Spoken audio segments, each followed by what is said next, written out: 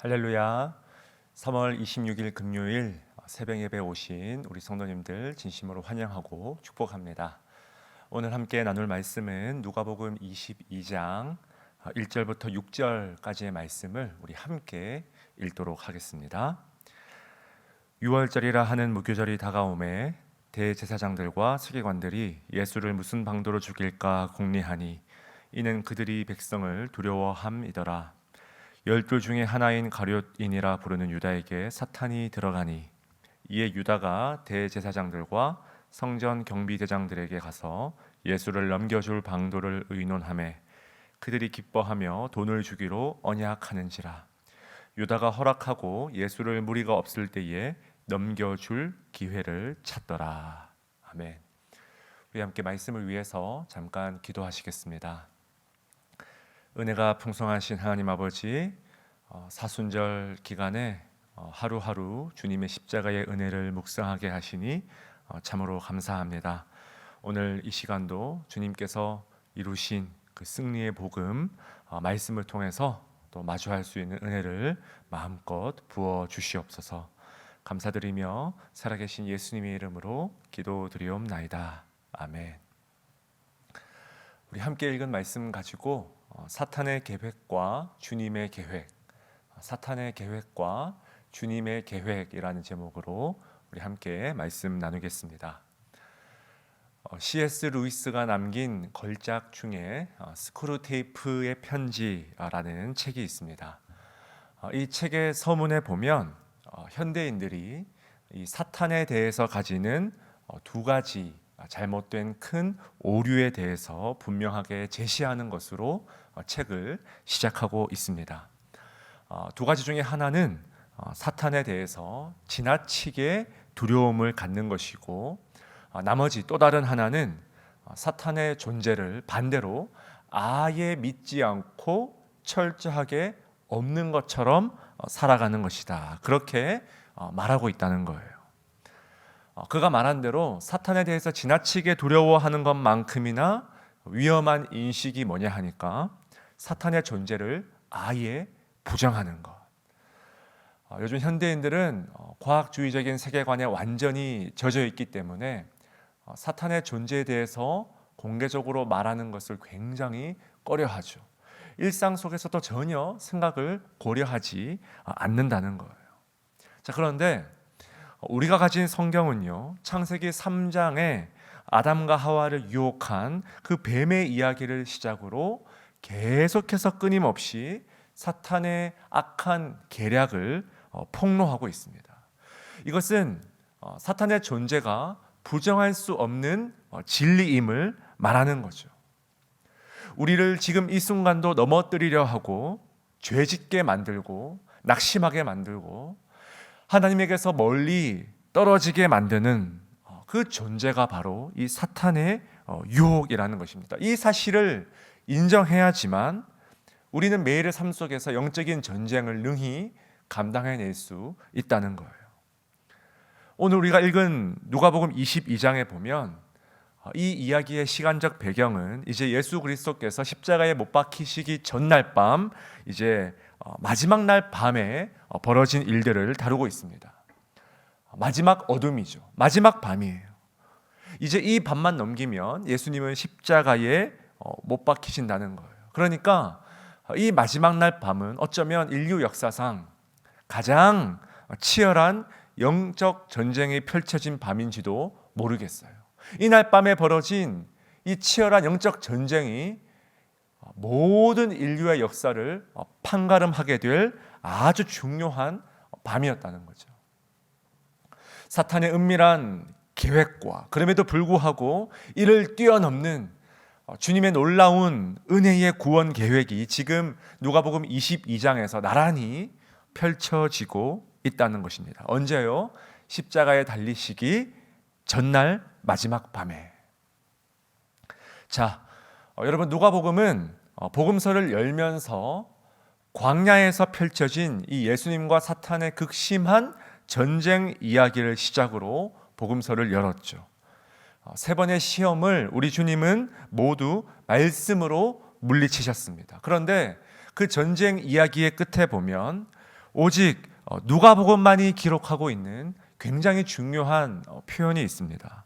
누가복음 4장 13절 말씀 보니까 마귀가 모든 시험을 다한 후에 얼마 동안 떠나니라. 얼마 동안 떠나니라. 여러분, 이게 무슨 말입니까? 얼마 후에 다시 돌아오겠다는 거죠. 잠깐 후퇴하는 것이지 다시 한번 집요하게 끈질기게 우는 사자처럼 돌아오겠다는 일종의 마귀의 입장에서는 선전포고를 날린 거죠.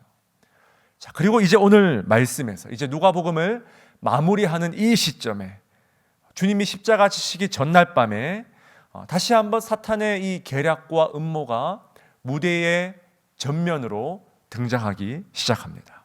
3절 말씀 보십시오. 12 중에 하나인 가룟인이라 부르는 유다에게 사탄이 들어가니. 자, 여러분 보십시오.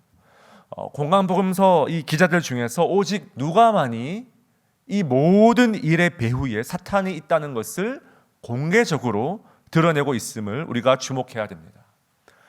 마태와 마가는 무대 뒤에서 사단의 은밀한 공격을 감추고 있다면 누가는 이 사탄의 활동과 움직임을 무대 위에 전면적으로 지금 내세우고 있다는 거예요.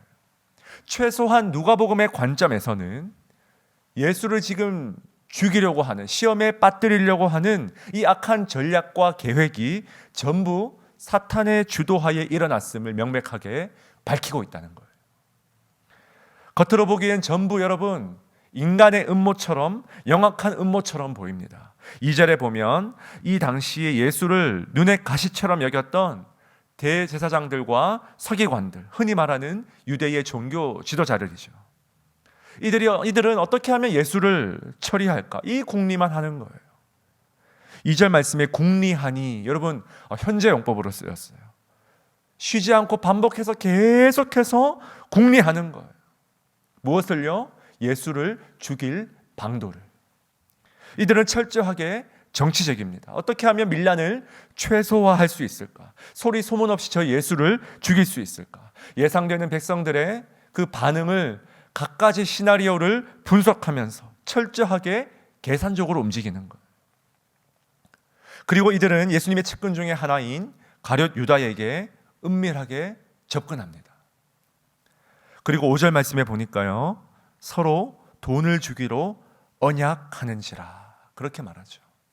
여기서 언약한다는 것은요, 이 단어의 의미상 하나로 합치다라는 의미가 있어요. 하나로 합하다.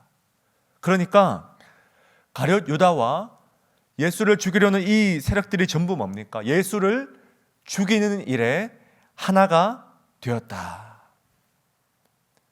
여러분, 더 가슴 아픈 사실은 가룟 유다가 그들과 하나가 되었음을 기뻐했다는 거예요. 여러분, 최소한 기뻐해서는 안 되잖아요. 그죠? 그만큼 지금 사탄이 예수의 제자였던 이 유다의 마음을 완전히 사로잡았음을 우리가 볼 수 있습니다. 사탄은요, 어쩌면 예수님의 마음을 극도로 허무하게 만들기 위한 전략을 썼는지도 모르겠습니다. 우리가 알듯이 여러분, 예수님의 첫 제자인 베드로도 곧 뭡니까? 주님을 3번씩이나 부인하게 되죠. 또한 오늘 말씀에서 우리가 봤듯이 예수님의 마지막 제자인 가룟 유다에게는 더욱더 공격적으로 아예 그 마음속에 들어가서 조종을 했다는 거예요. 여러분, 첫 제자와 마지막 제자가 전부 예수님을 배반했다는 것은 굉장히 상징적이죠. 예수님이 알파와 오메가라는 말의 뜻이 무엇입니까? 첫 알파벳인 알파, 마지막 알파벳인 오메가. 그 말은 예수님께서 전부라는 뜻이에요. 마찬가지로 처음이자 마지막이 배신했다는 것은 12 제자가 모조리 전부 배반한 것과 별반 다를 바가 없다는 것을 상징적으로 보여주는 하나의 장치죠. 그러면 여러분, 인간적으로 우리가 이런 마음이 들지 않습니까? 예수님 대체 3년 동안, 지난 3년간 뭘 하신 겁니까? 밤낮 가리지 않고 쉬지 않고 기도하며 굶어가며 병자를 고치고 불쌍한 백성들을 먹이며 끊임없이 제자들을 가르치고 훈련하고 비유로 가르치고 하나님 나라의 복음을 전파하셨는데, 이제 십자가 지기 바로 하루 전날 밤에, 이제 모든 이 땅에서의 모든 과업을 다 이루시기 바로 전날 밤에 뭡니까? 이 모든 노력이 수포로 돌아가도록, 어쩌면 사탄은 예수님의 가장 깊은 곳을, 그 중심을 찌르려고 했는지도 모르겠어요. 우리 인간은 여러분 언제 크게 낙심합니까? 내가 아무리 발버둥 치고 시간을 쏟아가며 애를 써도 아무런 변화가 없을 때, 아니 오히려 상황이 더욱더 악화될 때, 그럴 때 우리는 낙심하는 거예요. 바울도 여러분 갈라디아서 말씀에서 말하지 않습니까? 우리가 선을 행하되 낙심하지 말지니 포기하지 아니하면 때가 이름에 거두리라. 여러분 이게 무슨 말입니까? 아무리 열심히 뭔가를 해도 거둘 만한 것이 없을 때 낙심하고 포기하고 싶어진다는 거예요. 사탄은 지금 예수님이 지금 스스로 십자가를 거부하고 십자가 위에서 도망가도록, 내려오도록 철저하게 준비했습니다. 내가 십자가 진다고 저 제자들이 달라질까? 첫 제자 베드로와 마지막 제자 가룟 유다가 저렇게 나를 배반하는데 내가 십자가 진다고 해서 온 세상이 과연 달라질까? 지금 사탄은 극도의 허무주의를 심으려고 계획을 철저하게 짰다는 거예요. 예수님의 지금 정중앙을, 핵심을 찌르며 공격하고 있다는 것입니다. 자, 그런데 사랑하는 여러분, 사탄의 계획은 바로 여기까지였습니다. 우리 주님은 다시 한번 그 사탄의 계략에 전혀 굴복하지 않으시고 뭡니까? 바로 오늘 말씀의 다음 본문부터 보시면 제자들로 하여금 유월절의 만찬을 준비하게 하신 줄 믿으시기 바랍니다. 자신이 친히 유월절 어린 양의 제물이 되겠다는 것을 자신을 배신한 베드로 앞에서, 자신을 팔고 기뻐하고 있는 그 가룟 유다 앞에서 분명하고 확실하게 선포하신다는 거예요.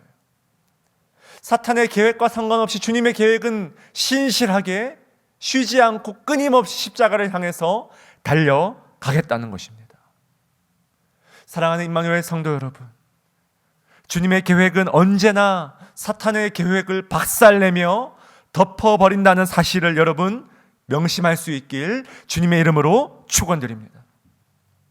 우리 예수님은 사탄의 모든 전략을 처음부터 끝까지 짓밟으셨어요. 십자가를 거부하도록 끝까지 사탄이 발악했지만 쉬지 않고 돌아와서 우리 주님을 흔드셨지만 우리 주님 끝까지 십자가의 길 걸어가심으로써 십자가 위에서 모든 사탄의 권세를 영원부터 영원까지 멸하셨음을 믿으시기 바랍니다. 이것이 복음입니다. 이것이 십자가의 복음의 진리입니다. 사탄은 여전히 희미하게 남아있는 그 계획을 가지고 여전히 발악하며 주님 다시 오실 그날까지 저와 여러분을 유혹할 것입니다. 흔들 것입니다. 어제 우리가 봤던 대로 갖가지 생활의 염려로 저희들을 유혹할 것입니다. 그러나 우리가 어떻게 이런 사탄의 계획을 물리칠 수 있습니까? 십자가 예수를 깊이 바라보시면 됩니다.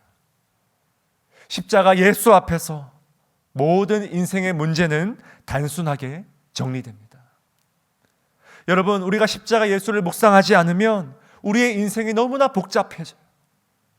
생활의 염려로 계산하고 자꾸만 고민하고 인간적으로 갈등하고 이리저리 재고 고민할 것들이 너무나 많다는 거예요. 십자가를 바라볼 때 사탄의 계획은 철저하게 소멸됩니다. 십자가를 바라볼 때 우리를 힘들게 하는 갖가지 수많은 인생의 문제들이 명쾌하게 정리됩니다. 십자가를 바라볼 때 우리의 헛된 욕심과 욕망이 사라집니다. 십자가를 바라볼 때 내일을 향한 불안과 낙심과 두려움이 완전히 소멸됩니다. 예수님은 제자들이 자신을 부인했다는 사실에 주목하지 않으시고 오히려 꿋꿋하게 십자가를 향해서 달려가셨습니다. 오늘 하루도 십자가 위에서 이루신 승리하신 그 사랑의 은혜를 기억하시면서 승리하시는 저와 여러분 될 수 있길 주님의 이름으로 간절히 축원드립니다. 우리 함께 주신 말씀 마음에 새기며 기도하며 나아갑시다. 하나님 아버지, 사단의 모든 계획과 전략을 짓밟으신 주님의 놀라운 계획을 이 시간 찬양합니다. 어떤 공격 앞에서도 묵묵히 십자가의 길을 끝까지 걸어가신 우리 주님을 찬양합니다.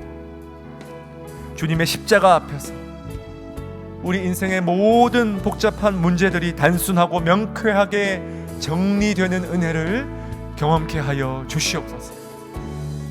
오늘 특별히 금요일입니다. 우리 임마누엘 교회의 리더십을 위해서 함께 기도해 주시기 바랍니다. 담임 목사님을 포함한 우리 목회자들, 당회원들, 우리 순장들, 우리 모든 리더들, 하나님 우리 한마음 되어서 주님의 십자가 승리의 은혜를 바라보며 나아갈 수 있게 해달라고 우리 함께 합심으로 기도하시겠습니다.